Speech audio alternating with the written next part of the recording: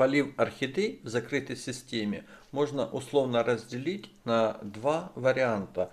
Первый вариант — это когда мы залили воду и через определенное время ее слили. И второй вариант — это когда мы воду залили и не выливаем из горшка. Итак, добрый день, меня зовут Станислав, и вы на канале Орхидеи дома. Кстати, если вам нравится вот такая корневая система, как вы видите сейчас у этих двух орхидей, вам нравится, просьба поставить лайк. Ну и конечно же, если у вас будут какие-то комментарии или вы хотите поделиться каким-то своим вариантом полива, конечно же, оставляйте под видео свои комментарии. Ну а я в первую пару уже налил достаточное количество воды и сейчас беру 15-минутную паузу. Итак, 15 минут прошло, и смотрите, и у той орхидеи, у которой я налил наполовину воды, и у той орхидеи, у которой я налил всего на 2 сантиметра воды, корешки позеленели, только некоторые. Вот вы видите, те молодые, у которых веломен еще не приучен к воде, остался цвет такой сероватый. Остальные же корешочки уже такие темно-зеленого цвета. Ну и один из минусов этой системы полива — это когда нужно сливать воду. Вот как вы сейчас видите, у меня снова выпало 2 кусочка коры. Но со временем, я думаю, вы приловчитесь и проблем с этим не будет. Один из вариантов от этого избавиться — это разместить по всей поверхности горшка мох сфагнум. И тогда при поливе ни один кусочек коры, естественно, не будет выпадать, так как мох будет его сдерживать. Ну а также мох сфагнум в таком случае будет держать как накопитель солей. И через 6-7 месяцев вы его можете просто-напросто поменять на другой, уже не засоленный. Ну вот, пожалуй, первый вариант полива мы рассмотрели. Вот, смотрите, орхидеи политы, корешки у нас стали темно-зеленого цвета. И я думаю, что переходим к следующему виду полива орхидей в закрытой системе. Да, чуть не забыл сказать, поливы я делаю всегда дождевой водой. Ну, по крайней мере, последних 2 года это уже точно. Кстати, поделитесь, какой водой поливаете вы и почему. Ну, а я перейду ко второй паре орхидей, которые точно так же в закрытой системе. Но если первые две у нас были в пластиковых горшках, эти у нас находятся в обычных пластиковых стаканчиках. Один стаканчик немножко побольше, второй поменьше, но не в этом суть. Суть в том, что в закрытой системе у нас нет отверстий снизу, как обычно это в классической системе. Давайте я, как и первую пару, оставлю вторую пару на 15 минут, и поэтому я возьму пока паузу. Итак, 15 минут прошло, и смотрите, как и в первом случае, корешки стали темно-зеленого цвета, то есть они в себя впитали влагу. Точно так, как и в первом варианте, те кончики корешков, которые еще не приучены к воде, остались серыми. А те, которые уже хорошо умеют впитывать воду, естественно, не остались, а стали темно-зеленого цвета. Как вы видите, и первый, и второй способ рабочий, и это уже индивидуально по количеству времени, какую орхидею насколько заманчивать. Эти две орхидеи я воду сливать не буду, и так и оставлю. Как вы видите, ее немножко вот уже уменьшилось, но этого орхидеям будет достаточно. Я думаю, что на 2 недели, так это точно. Ну а почему я решил снять сегодня видео именно про полив в закрытых системах? Так как зрительница Алла оставила комментарий. Подскажите, видео про полив у закрытых посадках?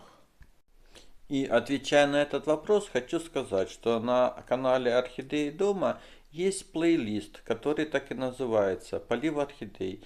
В этом плейлисте, вот вы видите, 8 видео. И одно из видео так и называется «Полив орхидей в закрытой системе». И отличие летних поливов от осенних. Ну и сегодня, как вы поняли, будет второе видео про полив в закрытых системах. Так как в одном видео практически невозможно учесть все нюансы, и со временем мы получаем еще больше опыта в поливах, и поэтому возможны наши взгляды на некоторые вещи могут меняться. Ну а сейчас я предлагаю перейти к 5 орхидеям, которые были в том видео про полив в закрытой системе полгода назад. И я хочу сейчас вам показать эти 5 орхидей, которые были именно политы в закрытой системе. Вот так они выглядят на сегодняшний день. И сейчас я попробую вырезать кусочек видео из того, что было полгода назад, и показать состояние этих орхидей в то время. Ну вот, пожалуй, вот это будет самый такой момент. И смотрите. Те орхолюбители, которые говорят, что в закрытой системе корни задыхаются и им не хватает воздуха, я думаю, что теперь со мной согласятся, что закрытая система все-таки это хорошо для корневой. Кстати, оставьте комментарий, как считаете вы.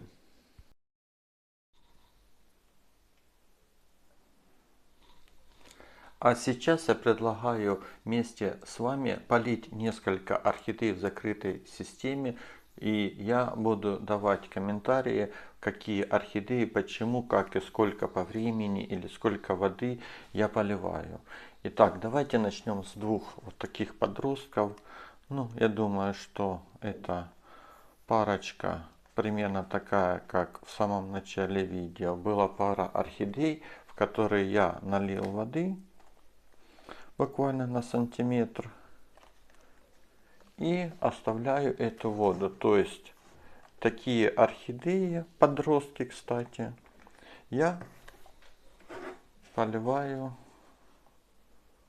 на сантиметр-полтора воды и оставляю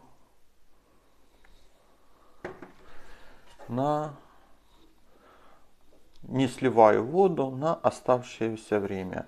У одной и у второй орхидеи корни дошли до дна, и поэтому и та, и другая орхидея эту всю воду, которую мы налили, поднимет и будет питать орхидею.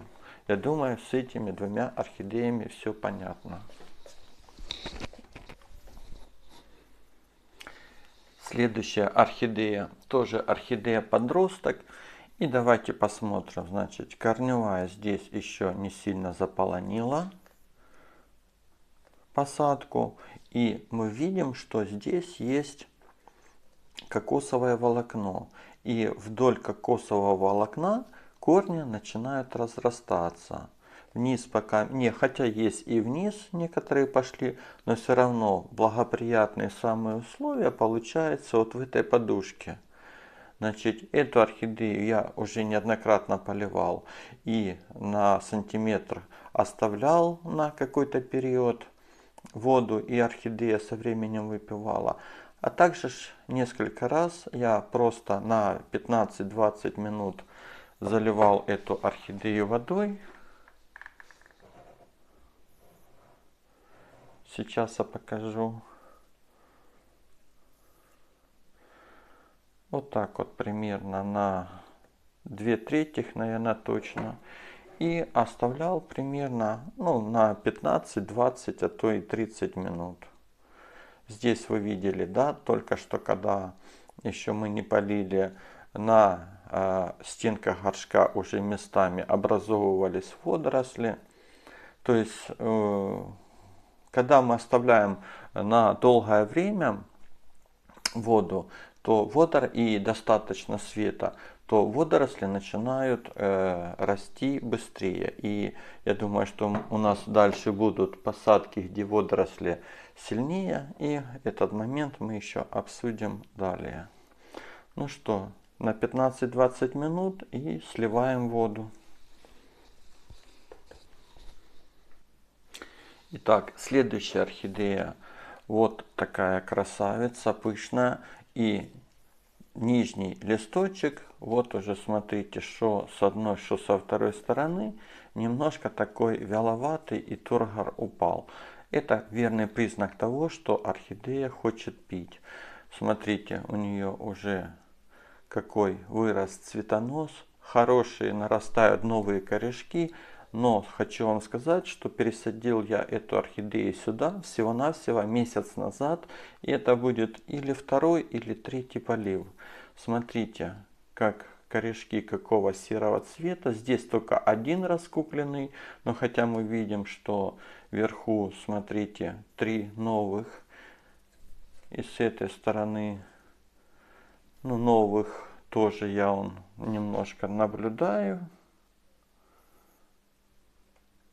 Но с этой стороны раскукленных больше, и один вот пошел вниз.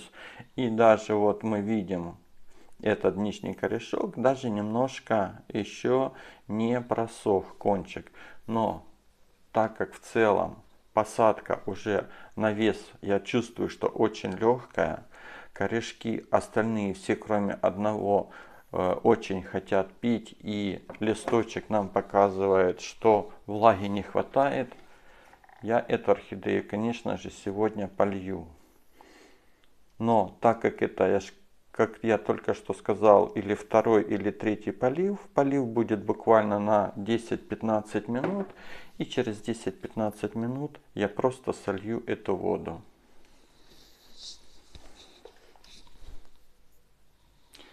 Следующую предлагаю вот эту белую орхидею, у которой, кстати, заканчивается цветение.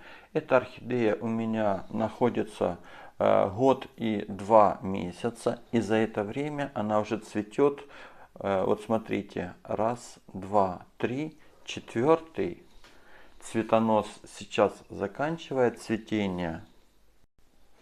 Но 5-й цветонос начинает уже себя проявлять. И вот он, смотрите, зелененький показался уже.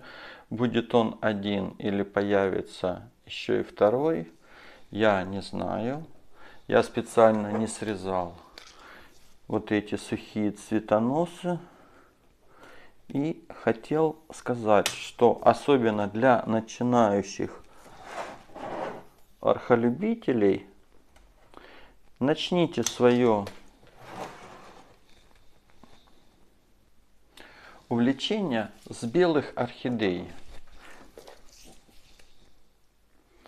По моему опыту хочу сказать, что именно с этими орхидеями проблем меньше всего. И как бы они быстрее адаптируются и к любым посадкам. Если я сейчас рассказываю про закрытые системы, это не значит, что коллекция у меня только в закрытой. Нет, у меня есть и открытая, и закрытая, и классическая. Но по поводу открытой это будет отдельное видео, и я расскажу как-нибудь позже. Ну, смотрите, вот год примерно посадки, смотрите какое состояние. И такую орхидею, так как здесь корневая очень хорошо развита и много корешков ушли у нас прямо туда на дно, соответственно и полив этой орхидеи будет буквально на 1-1,5 сантиметра. Вот так вот, все. Полив сделан, и воду я сливать не буду.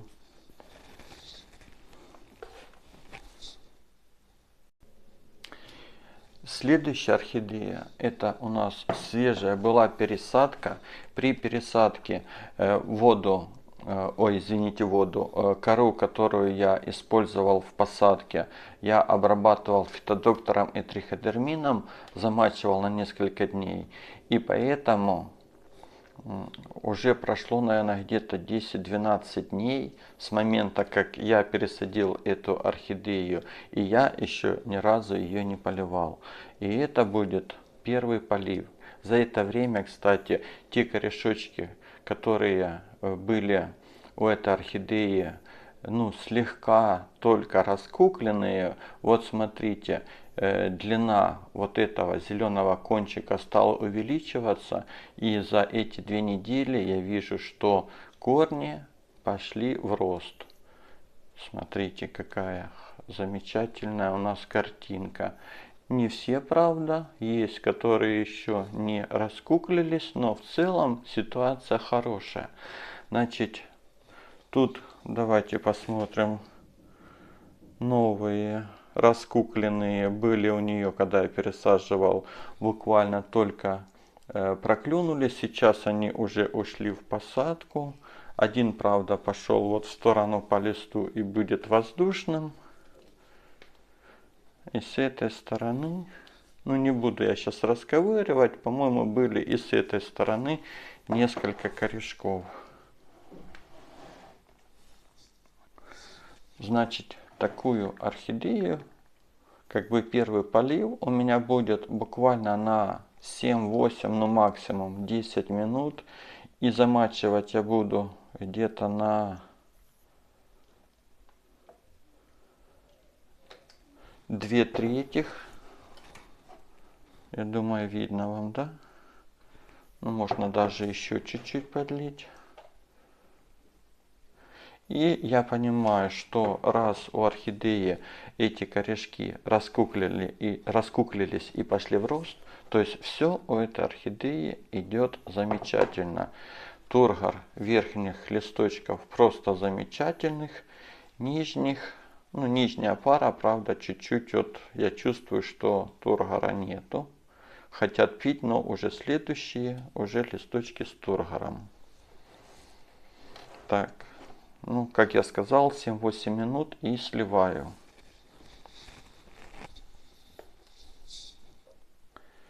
Следующая орхидея будет вот такая красавица, у которой шикарных всего-навсего, правда, 3 листочка, и 4-й только показался, но эта орхидея уже около 3 лет у меня, ну, еще нету 3, ну, а нет, кстати, эта орхидея уже у меня давно.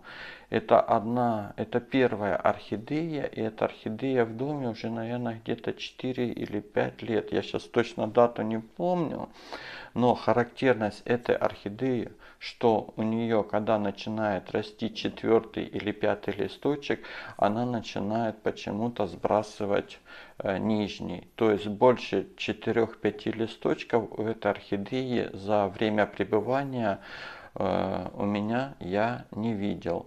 Значит, корневая здесь вы видите шикарная. Есть раскукленные корешки. Внизу здесь, правда, смотрите, водоросли. Водоросли как раз на таком расстоянии, как я и делаю ей полив. Как раз на расстоянии 1,5 примерно сантиметров. То есть, оставляя, вот вам живой пример, оставляя воду, мы сокращаем, конечно же, получается количество поливов, но тем самым в посадке появляется на стенках водоросли. И сегодня я менять ничего не буду. И точно так же полью эту орхидею на те 1,5 сантиметра. Ну, иногда бывает так, что я, когда вижу, что очень сильно поморщились вот эти воздушные корешки, могу не обязательно при поливе, а, скажем так, между поливами буквально пройтись вот так вот по корешочкам. И смотрите, как они моментально из серых превращаются в темно-зеленые. Это говорит о том, что я регулярно их вот так вот обрызгиваю. Ну как, ну может быть зимой реже, летом чаще, так как летом они быстрее, посадки просыхают и, соответственно, корешки. И это говорит о том, что эти корни видели воду, и они ее уже веломен хорошо впитывает. Ну, а орхидея у нас полита. И переходя к следующей орхидее, мы видим то же самое. Картина очень загущена сверху как бы корнями. Почему такая ситуация? Так как я постоянно корни пытаюсь завернуть и пустить в посадку, потому так загущено, а не в разные стороны. Хотя это и тяжело, но я стараюсь все-таки запускать корни туда в горшок, чтобы они все работали. И вот смотрите, в этой орхидее тоже посадка уже давно, внизу как бы тоже водоросли. Есть, кстати, вон белый такой налет, но это ничего страшного. Я, кстати, не буду поливать эту орхидею по той причине, что есть еще у нас, видите, темно-зеленые корешочки. И поэтому я, наверное, эту орхидею еще пропущу полив. Но то, что я сделал с предыдущей, просто орошил вот так вот верхние, буквально 4-5 раз. И этого орхидея будет, я думаю, достаточно. Кстати, сразу проявились корешки, которые уже можно вот обрезать, которые стали сухие. И такое, конечно же, можно будет удалять. Ну, давайте я не буду затягивать сейчас видео. Удалю это уже потом за кадром. Так что такую орхидею я поливаю пока временно, вот так вот опрыскивая. Итак, следующая орхидея. Вот такая у нас большая красавица с шикарными новыми корешками, которые прут, как вы видите, во все стороны. И давайте посмотрим, что у этой орхидеи здесь внизу. Значит, здесь внизу у нас очень зелено. И здесь настолько у нас темный лес, что, конечно же, иногда, особенно новичкам, трудно понять, нужно ли поливать орхидею. Но если хорошо так присмотреться, как и у предыдущей орхидеи, я наблюдаю, что несколько корешков еще такие темно-зеленоватые. И по весу горшка я тоже чувствую, что посадка еще не полностью просохла. Так что и эту орхидею, сюда больше, чем 4 раза я вот так вот опрыскаю. И все. Сегодня с этой орхидеей я делать пока ничего не буду. И остается у нас одна орхидея. Вы видите, здесь я сделал посадку и укрыл верх мхом. Давайте посмотрим ситуацию внизу.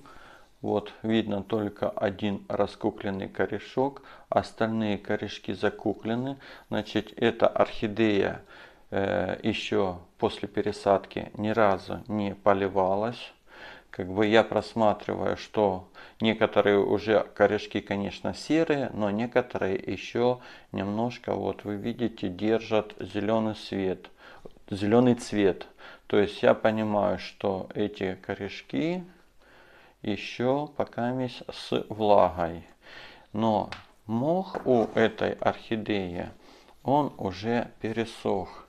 И если в предыдущих орхидеях я просто опрыскивал корешки, то здесь я буквально немного опрыскиваю мох.